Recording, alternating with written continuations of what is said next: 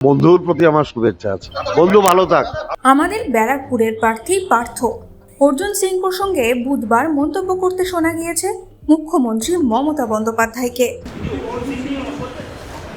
না আমার কিছু বলেন, ও তো এখনো বিজেপির এমপি। ও কিন্তু বিজেপির এমপিশিপ ছাড়েনি, এটা মাথায় রাখবেন। ও এখনো বিজেপির এমপি আছে, বিজেপির টিকিটে ইলেক্টেডে আছে। সুতরাং এটা ওর স্বাধীনতা, ও কোন পার্টিতে দাঁড়াবে না দাঁড়াবে, আমরা পলিটিক্যালি লড়াই করব।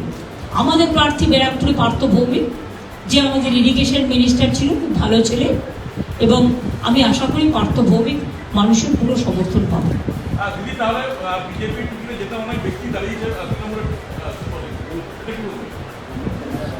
যারা তৃণমূলটাকে ভালোবেসে এসেছে, দলটাকে ভালোবেসে এসেছে,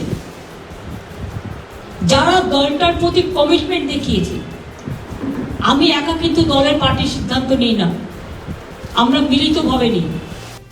এবার অর্জুন সিং প্রসঙ্গে পার্থ ভৌমিককে প্রশ্ন করা হলে তিনি একটাই কথা বলেছেন, আমার বন্ধু ভালো থাক। আর ঠিক কি বলেছেন তিনি শুনে নেব।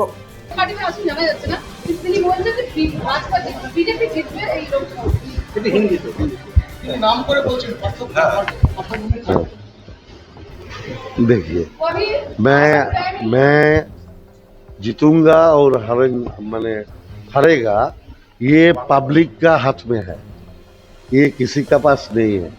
बैरकपुर का आम जनता ये डिसाइड करेगा पार्थ भौमिक जीतेगा ना पार्थ भौमिक हारेगा, দেখা যায়। সম্প্রতি অর্জুন সিং বিদ্রোহ ঘোষণা করে দলের প্রতি, ঘর থেকে মুখ্যমন্ত্রীর ছবি সরানো হয়েছে, অভিষেক বন্দ্যোপাধ্যায়ের ছবি সরানো হয়েছে, সেটা কিভাবে দেখছেন? আমি কিছুই দেখছি না, বন্ধুর প্রতি আমার শুভেচ্ছা আছে। বন্ধু ভালো থাক। আপনার বাড়িতে যাওয়ার কথা ছিল,